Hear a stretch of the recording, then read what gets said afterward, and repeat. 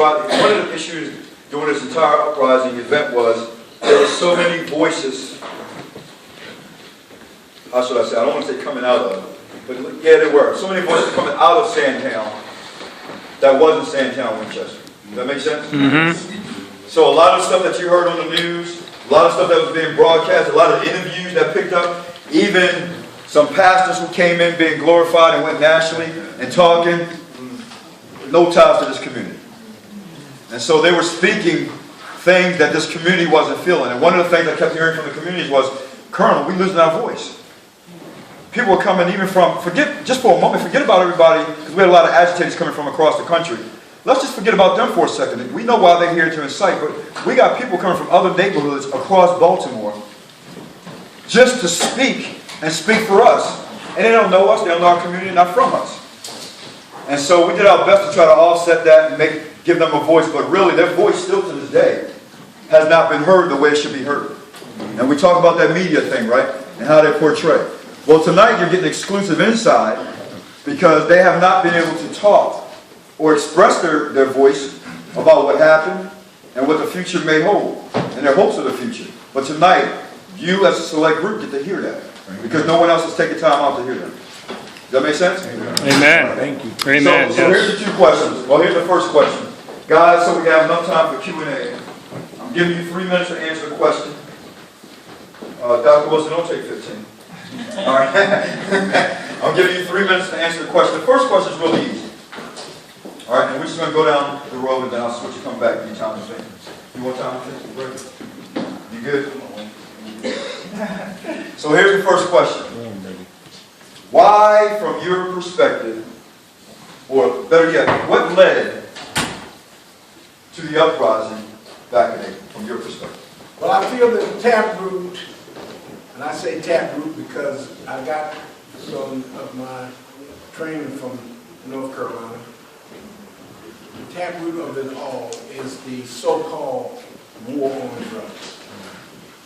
Years ago when I grew up, most people were being locked up for drinking Thunderbird and Rich's Wild Hours Rose. It is when the drug took over our community that we've lost all sense of humanity, it seems to me.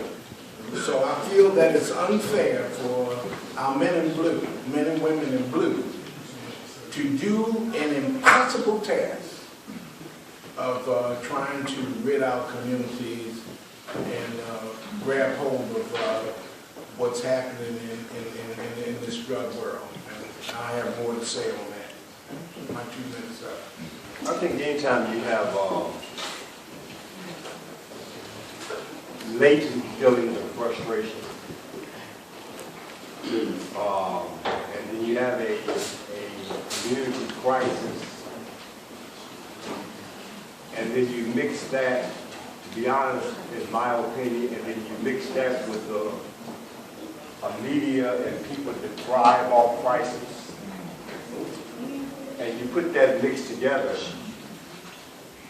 because and then you don't have relationships because you haven't built relationships with people now that you thrust a camera in front of or whatever the case may be. I think that's just fuel for frustration. I mean, let me put it in my terms. It's like I heard somebody saying, one of the pastors that does not live here, I can understand the frustration. I know why they're burning, and I'm like, well, the next time we start riding, why don't you bring your Rolls Royce down here? We'll start with that. Come on, Doc. Seeing as you identify, because I want you to really breathe me. So, but that fuels stuff when you have a personality and you're out there. And a lot of the personalities that were speaking on the streets and coming in the marches did not live here. And a lot of that was, there was people here, but young men that we were talking to, they were saying, hey y'all, let's take a chill pill. That's right. So you had a few people here and a lot of people from outside being fueled by people from outside. And that's chaos waiting to happen. And so one of the things that we need is when these kinds of things happen, like y'all just not showing up here. Come here first. Talk to us first before you start putting other folk on TV cameras that don't live here. Yeah. House ain't here, church ain't here, and people ain't here. Come on. That's a problem for me. And so, that's fuel.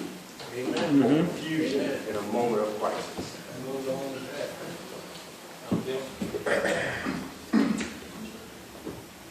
My name is Elder Bill Hemby. I'm an elder here at New Song Community Church. I'm also vice chair of the Baltimore Faith-Based Commission for Behavioral Health. I'm also a board member of Clergy United for the Transformation of Sandtown. The question that was asked is a very important question for us to get started in moving forward strategy. Part of the problem is there's a lot of hopelessness in this community. You have a lot of Sandtowns all over America. Right. But the event happened here, in this community that we serve into. Back in the day when I was growing up, the church was the central focus to the communities. But somehow or another, the church has lost its way. Right. All right, we have abandoned the people in the community that we serve. And so therefore, you have joblessness, you have hopelessness, you have hunger, you have lack of education. All these help facilitate an attitude in which events like what happened will happen. And then you have also the problem that has been blistering for years, because back in the 60s and 50s when the police department was dominantly white, all right, we were brutalized as citizens of Baltimore City. And that authoritative rule that they had over us pervaded itself to the times that we live in today. Now we have folks like the Colonel here who are trying to make a change, who are actually trying to reach out to the communities and to the people to let them know that they care. But still, there's a great hurt, there's a great pain in our communities that has not been dealt with. There's an unfed feeling of hopelessness that has not been dealt with. The joblessness is real. And then we have people coming to our communities offering solutions, but we don't see the answers. And we never experience exactly what we need to grow as a community. So therefore, we feel lost once again. And we fight amongst ourselves. Everything the crime is being committed is committed against ourselves because we're locked in this area. When we try to go out and advance, the doors are closed. So there are many issues that need to be tackled. Rather than sit up here and give lip service, let's sit up here and find solutions that we all can deal with to make a change in communities like this. That's good, that's good, that's good. So, Elder, that's a great segue into the next question. Great segue, and we're going to go right back to you and report in reverse. Especially since that's fresh in your mind and fresh out of your mouth, fresh manner. What's it going to take? How are we going to, not just, and we don't want to forget what happened, but how are we going to move forward? First, in what you talked about, because there's a lot of hurt. How do we heal Baltimore? How do we heal Sandtown-Winchester? How do we move forward and build Baltimore? As a black man here in this community, my feelings are, we first got to tackle the structure that's in power that keeps us down. That's right. And when I say that, when you look at our young men who do time in prison, and they're told once you serve your time, everything is going to be all right. But everything is not all right.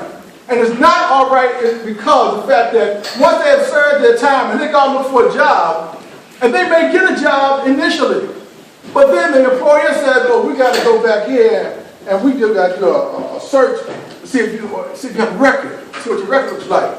And may have some of the people who I personally have talked with will say, "Yeah, man, I was working, man. I worked for 30 days. Next thing I know, the manager comes in and says, I can't work no more. I can't work no more." So now, in my mind, what's happening is these gentlemen are being punished twice for the same offense. That's right. At some point in time, that has to change. Employers cannot arbitrarily place on them a sentence that extends them to a greater risk of them not being employed by taking away the job. We cannot have that. We have to educate our people. We have to have a moment in which, like the state's attorney said, a new expungement process that gives people a second chance, an opportunity. Because opportunity in communities like Sandtown are lost, or they never get here. And we have to go outside to get those opportunities, but they're not found. They're not available for us. Especially they're not available for them if they have a criminal record. Those things have to change. You have to have political people willing to stand up and say, look, employers, you cannot induce a sentence upon these young men by denying them employment because they have a record. You gotta let them go. You gotta let them work. If they're gainfully employed, I guarantee you the recidivism rate that is in this state will go down dramatically. That's right. But as long as we keep going about it the way that we've been going about it, things are never going to change. And we will have this problem again. Thank you, Elder.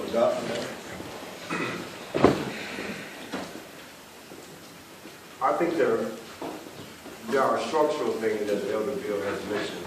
I'm quite sure others will comment on that need to change. I mean, there's a stigma just living here. It doesn't matter if you have a record or not. Just the fact that you live here suggests something to somebody. So there are structural things that need to happen. But there are also relational things that need to happen. And I mentioned this in my welcome.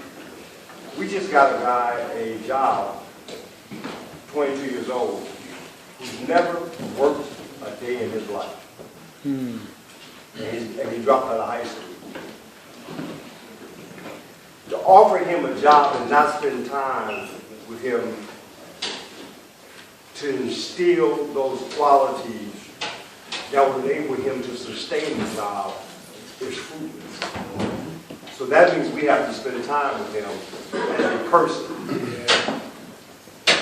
It's nice when we can check off, I got a job, but are you going to walk with the guy when he's having family problems, when he can't go see his kid, and you come on and check doesn't run enough? You see, there's all kind of other things that he still has to face on a daily basis.